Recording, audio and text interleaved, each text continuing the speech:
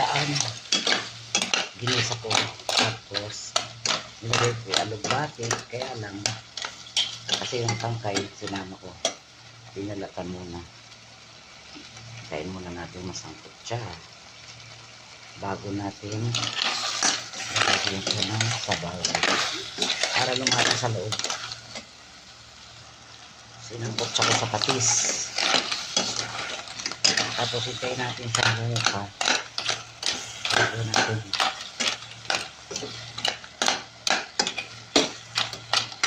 Pag lumaka na siya, saka natin ilalagay ang sabaw. Yan, nilagyan ko na ng sabaw. Hindi ko pa video eh.